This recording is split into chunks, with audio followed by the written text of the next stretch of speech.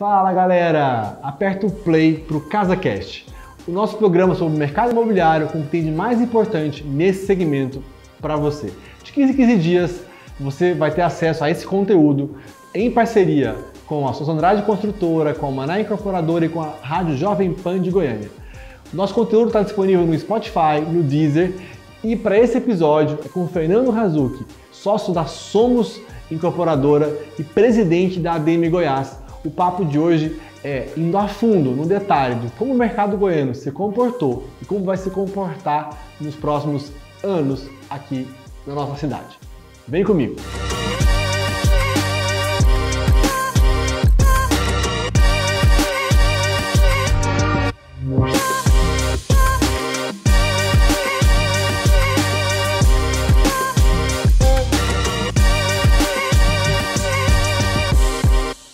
Hoje o episódio aqui do CasaCast é com o Fernando Razucchi, presidente da ADM Goiás. O papo vai ser sobre o mercado durante a pandemia e as perspectivas futuras para a nossa região. Fernando, muito obrigado por aceitar o convite. Você hoje é o presidente da nossa associação aqui, que aí entende realmente o mercado como um todo. E para a gente é uma honra te receber para cumprir a missão do CasaCast, que é trazer informação para quem se interessa pelo mercado imobiliário, para quem quer comprar e geralmente só é acessado para vender imóveis para eles. A missão do CasaCast é trazer informação para quem busca essa decisão tão importante na vida de comprar ou vender um imóvel. Obrigado por aceitar o convite. Murilo, eu que agradeço o convite. Eu sou um verdadeiro entusiasta do mercado imobiliário, sou apaixonado.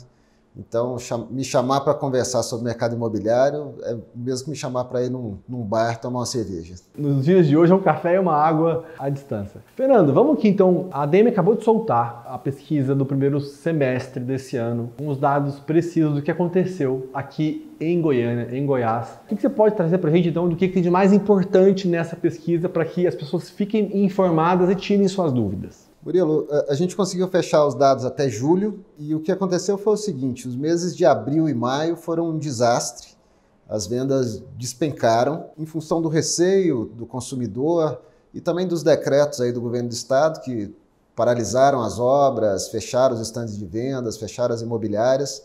Então as vendas caíram muito em abril e maio. Por outro lado, junho e julho foi surpreendente a recuperação do mercado. Quando a gente soma as vendas que aconteceram em junho e julho e compara com 2019, esse ano a gente vendeu 60% mais do que o ano passado, que já tinha sido um bom ano. O mercado imobiliário de Goiânia teve seu pior ano aí em 2016. A gente vinha de 5 anos consecutivos de crescimento nas vendas, crescendo aí a cada ano 15% a 20% no volume de vendas.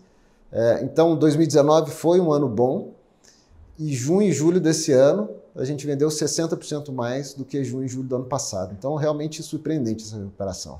Primeiro, a gente sempre cita aqui no CasaCast que o ciclo do mercado imobiliário é longo. Então, são aí pelo menos 5 anos entre a aquisição, esse mercado de lançamento, né? A aquisição e a entrega de um empreendimento novo. O segmento de imóvel pronto é diferente e aí o ciclo de crédito é muito longo, né? São 20 anos para pagamento de crédito. E é interessante o mercado goiano que interessante esses dados muito positivos de 5 anos de crescimento, e em especial 2020, porque Goiânia é um mercado muito estável, né, Fernando? Você já atuou em diferentes estados do país, né? Em diferentes cidades de portes diferentes, e pode contar um pouquinho pra gente, então, como é que Goiânia funciona nessa dinâmica? Porque quem está comprando imóvel hoje vai comprar com perspectiva longa, ou de pagamento, ou de entrega do imóvel. Como é que você compara, então, Goiânia, sabendo desses dados desse ano, que tem uma informação muito atípica, que é a afirmação da pandemia, com o restante do Brasil em movimento de mercado? Como é que Goiânia se comporta? O fato desse ano mudou o comportamento de Goiânia ou continua sendo aquele sempre foi Goiânia estável, consistente, o mercado? Como é que você faz essa análise agora à frente da ADM? Esse crescimento nas vendas pós-pandemia foi um movimento nacional, né? A gente nunca teve uma taxa de juros tão baixa, uma Selic a 2%.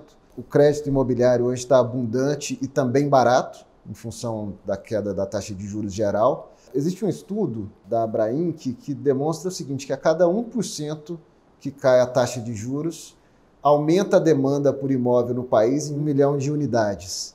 Então, como caiu significativamente, a demanda aumentou demais. Então, esse movimento de crescimento nas vendas foi nacional, né? Goiânia vai na mesma tendência do mercado nacional, é um mercado consistente. O estoque em Goiânia, ou seja, a oferta de unidades, ela sempre se equilibra em torno de 10 mil unidades, né? Como nos últimos meses tem vendido muito mais do que lançado, o estoque vem caindo, tá? Do começo do ano, do final de 2019 até julho desse ano, a oferta de unidades caiu 14% na cidade. Então isso mostra assim, a consistência do mercado. Eu falo que se tem uma coisa que mesmo com as crises não deixou de crescer no país é o agronegócio. E aqui em Goiás a gente ainda tem muito esse reflexo, né? Nós somos o berço do agronegócio do país. Quando os negócios do agronegócio acontecem, isso movimenta a economia do estado e da capital na prestação de serviço e tal. Então isso tem um impacto sempre muito positivo no crescimento do mercado goiano. É muito estranho falar que o estoque de Goiânia caiu 14% em 7 meses dentro da pandemia. O cliente que está nos ouvindo aqui, a pessoa que quer comprar um imóvel ou está construindo sua casa, não poderia imaginar isso. Mas é importante grifar isso, né, Fernando, e colocar luz para que todos saibam, na sua tomada de decisão, dessa informação. E aí, assim, era minha curiosidade mesmo saber se Goiânia continuava do mesmo jeito. A gente sempre conversou, tem 10 anos que a gente fala isso, né? Goiânia comparado com São Paulo, com Rio, com Porto Alegre, e Goiânia sempre foi esse cenário estável, enquanto que outras cidades têm picos e vales, né? E que continuam nessa consistência e diminuindo o estoque. Bacana. Fernando, a gente está aqui em outubro, mês de outubro de 2020, gravando esse episódio, e a pergunta é, para esse final de ano, né? Passou também a primeira coisa, você enxergou nos dados demanda reprimida pós-pandemia, se sim ou se não, e se isso continua até o final desse ano? Vamos tentar olhar mais esse ano, se continua esse aquecimento, se não continua, qual que é a perspectiva que o mercado está prevendo? Murilo, acho que o primeiro ponto para a gente falar de perspectiva é a gente entender o porquê desse crescimento, né?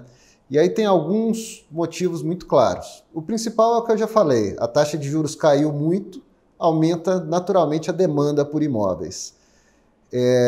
Isso aumenta a demanda ali nos empreendimentos mais baratos, mas isso vai em cadeia, ou seja, quem conseguia comprar um apartamento menor agora tem condição de comprar um apartamento maior, porque caiu a parcela, enfim, é um aumento de demanda repentino. Outro aspecto é que com as pessoas mais tempo dentro de casa, acho que muitos perceberam o quanto é prazeroso ficar dentro de casa e perceberam também a necessidade de dar mais conforto para sua família. Então, a gente viu também muita venda de imóvel de upgrade, ou seja, alguém saindo do imóvel menor para ir para um imóvel maior. E um fator importante também é que hoje o investimento financeiro está muito arriscado, né? De um lado tem os investimentos seguros, hoje não rendem nada, eles rendem negativo, né? Um CDB, um fundo DI, ele rende abaixo da inflação, ou seja, quem está com dinheiro aplicado está perdendo dinheiro.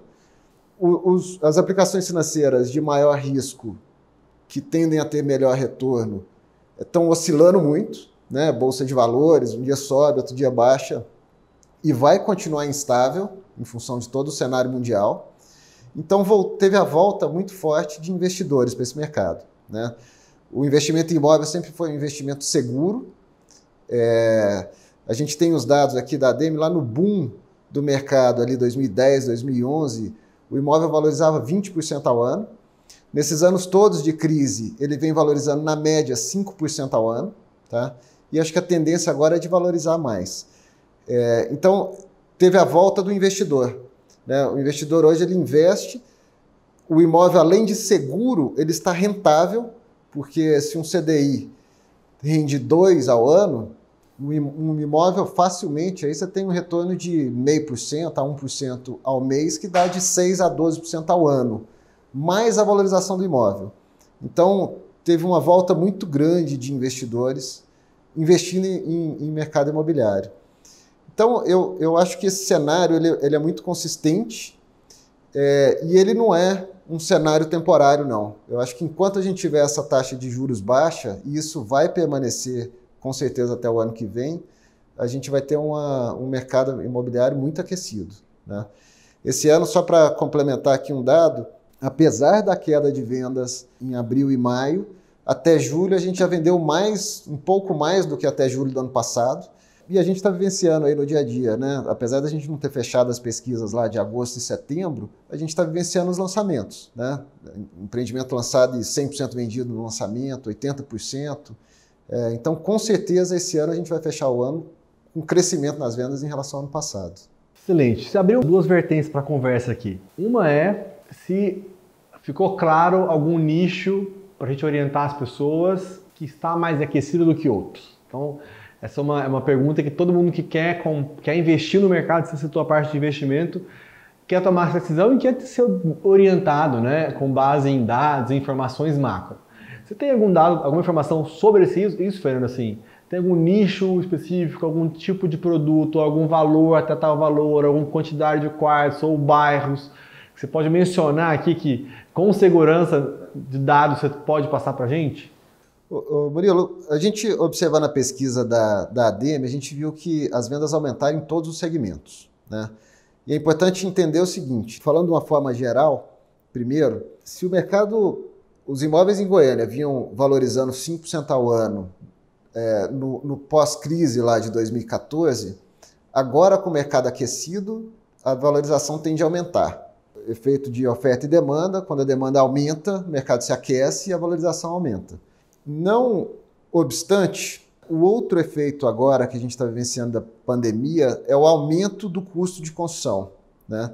Então, os preços necessariamente vão subir por uma questão de sobrevivência dos incorporadores. As margens já vinham muito estreitas, com aumento no custo, não tem como produzir mais com o mesmo preço de antigamente, ou seja, o preço dos imóveis vai subir. Eu estou falando isso porque você perguntou, dá uma dica aí em que investir. Eu acho que o momento é para investir em imóvel. Os preços vão subir, quem comprar agora vai ganhar com essa tendência de valorização dos imóveis. Agora, tem alguns nichos que realmente surpreenderam, né? Um deles é dos apartamentos aí de 1 e 2 dormitórios. Isso é uma tendência de comportamento, né? Uma vida mais prática. Quando você pega assim, as grandes cidades, as vendas são concentradas até mais em um dormitório. Goiânia tem muito pouca oferta, foi feito muito pouco lançamento de um dormitório nos últimos anos. Agora estão acontecendo alguns, as pessoas parece que está lançando muito. Eu acho que tem uma carência gigantesca desse tipo de produto em Goiânia e acaba sendo um bom investimento. Tem um retorno bom de locação, você consegue fazer locação de longa permanência, mas você consegue fazer de curta também, ferramentas tipo Airbnb, né? Então, é um segmento muito interessante. E acho que é isso, assim, o investimento em imóvel hoje, ele não tem dúvida de que ele é a melhor alternativa nesse momento, que quem investir vai ganhar com a tendência de valorização. Bacana. Nessa linha, aí vai muito que se você acredita mesmo. Você acredita na juventude que não vai querer... Tem uma tendência que fala assim, os jovens não vão querer imobilizar, vão querer ficar aí com a casa sob demanda, né? A casa sob serviço. E agora na pandemia a gente viu o contrário, né? Os jovens investindo e priorizando casas e lugares de morar e garantias, né, mais seguras de investimento até para quem foi para a Bolsa de Valores.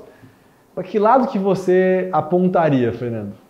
Murilo, eu acredito nessa mudança de comportamento, mas eu acho que isso está longe de ser generalizado. Eu acho que o brasileiro tem a cultura do imóvel, né? Eu acho que o imóvel é o que dá segurança hoje para as famílias do Brasil, assim, de ter o patrimônio, de ter aquele patrimônio valorizando. Então, assim, existe lá uma parcela de jovens que vão ser menos ligados a isso, né? E aí abre um nicho ali justamente para o investimento nesse tipo de apartamento, porque vai ter essa demanda vai aumentar de pessoas que preferem alugar do que morar. Mas eu vejo de vez em quando algumas pessoas generalizando isso, como se fosse a tendência, como se fosse a realidade daqui a um tempo. Eu acho que não, acho que é uma realidade de uma parcela da população. E também tem um tempo para isso madurar, né? Para isso madurar. A gente vê já no mercado empreendimentos feitos não para venda e somente para locação. Isso existe, mas como você colocou bem, é um nicho e também é preciso entender o tempo de acontecer, o tempo de madurar esse processo. Bacana. Em termos de, você comentou de todos os segmentos do mercado, né, que aqueceram venda nesse segmento, nesse momento. Com relação ali aos projetos Minha Casa Minha Vida, a gente viu uma performance melhor, inclusive durante os períodos de maio e abril que você citou, que foram, abril e maio, na verdade, que foram mais caóticos em termos de venda. Esse segmento, alguma ponderação a fazer com relação a ele, em especial também em razão do custo de construção que você mencionou? Como é que o mercado tem olhado para o segmento Minha Casa Minha Vida?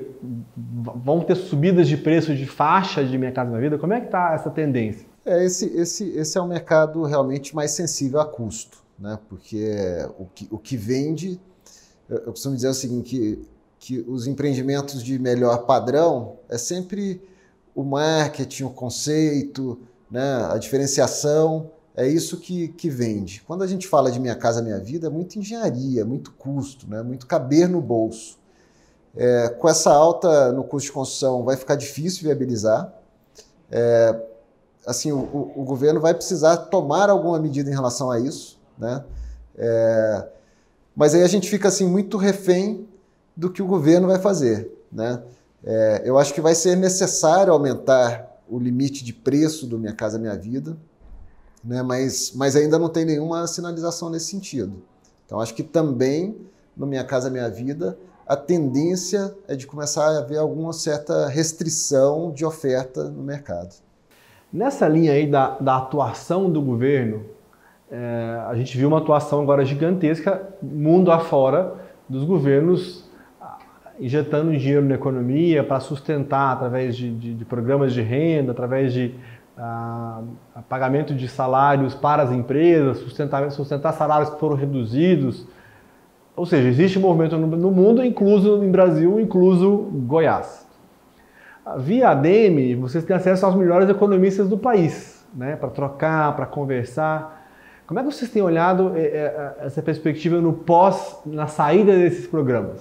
Né? O que vocês olham para o mercado? Que impacto teria no mercado? As pessoas que estiverem comprando hoje precisam ter medo de que isso vai derrubar o mercado, que vai derrubar o volume de demanda, ou seja, os preços podem cair por conta disso. Você já falou um pouquinho sobre isso hoje, mas tenta ser um pouco mais específico com relação a esse movimento do governo com o segmento imobiliário.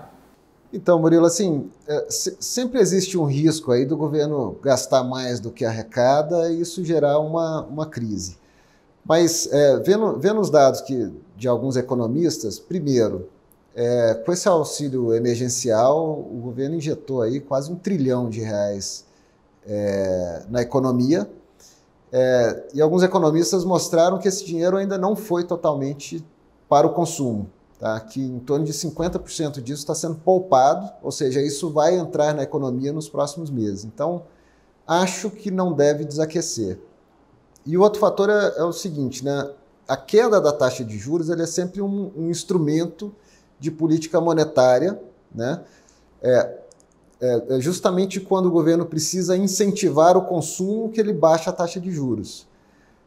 E como a gente vai ter um período pós-pandemia que o governo vai precisar incentivar o consumo, né, a conclusão que dá para chegar a taxa de juros não vai subir a curto prazo. Então, quando a gente fala assim de 2021, por exemplo, eu imagino que o mercado imobiliário vai continuar aquecido, né? E aí tudo que a gente falou até agora continua sendo verdade. Ou seja, o investimento em imóvel continua sendo bom, porque a compra está facilitada, né? E ela está facilitada no financiamento e também nos planos de pagamento até chaves que as consultoras estão lançando. Com a taxa de juros baixa e o mercado imobiliário aquecido, continua a tendência de valorização, né? Então, acho que esse cenário ele deve permanecer para 2021 também. Interessante. Fernando, caminhando aqui para o fim já do nosso bate-papo, a ideia é ser bem específico, bem preciso no assunto. Nessa relação, então deu para entender bem que o cenário para 2021 é muito consistente e a razão básica é a taxa de juros, o cenário econômico que pode, se houver queda de demanda, ainda vê maior redução de juros, ou seja, a necessidade de injetar dinheiro na produção e não mais em especulação financeira em bancos. E nesse aquecimento do mercado imobiliário, o reflexo disso acontece nas cidades e até no campo agora, né?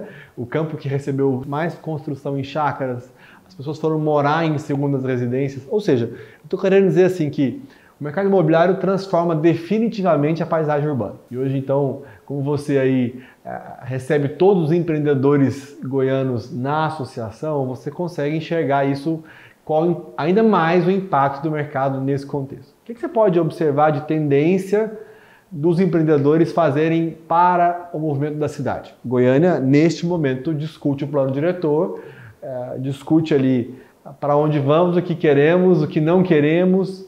Então, para a gente fechar a nossa conversa aqui, o que você pode trazer dessa conversa que está acontecendo agora? O que o segmento imobiliário propõe? Né? Qual que é a visão? Óbvio, em termos macro, a gente não tem tempo aqui para falar de todos os detalhes desse movimento, mas qual a sua visão ampla e também para todo mundo entender aqui no CasaCast, qual que é a visão do mercado, a posição do mercado frente a esse contexto? Murilo, com o plano diretor de 2007, possibilitou a verticalização no setor marista, né, que é o bairro hoje talvez o mais desejado de Goiânia, porque ele é o mais central, ele é o mais próximo das regiões nobres, né, tem o Parque Areião, tem a Avenida Ricardo Paranhos. Com o plano diretor de 2007 e liberou essa verticalização, era um bairro novo, houve um volume muito grande de lançamento concentrado em de 2007 para cá. Porém, desde a crise de 2014, grande parte da população teve sua renda achatada e aí os incorporadores perceberam que precisavam mudar seu portfólio. E aí tiveram alguns lançamentos de sucesso. O New Way no setor aeroporto, por exemplo, é um exemplo disso, né? Lançado em 2018 e vendeu 100%, 70%, 140 apartamentos no final de semana. E a consequência disso hoje os empreendimentos eles estão ficando mais espalhados na cidade, né? O incorporador percebeu que existem outros nichos e não só o setor marista. Apesar do setor marista ser onde tem a maior demanda, porque é o bairro mais desejado, não é para o bolso de todo mundo. Então todo mundo saiu procurando novas regiões, né? E aí começaram aí lançamentos, né, em setor aeroporto, setor Coimbra. Então está existindo assim, uma diversificação de portfólio. E outra coisa também interessante é que esse consumidor, mesmo com o bolso um pouco mais apertado, ele é um consumidor exigente, é um consumidor que procura diferenciais de produto, né?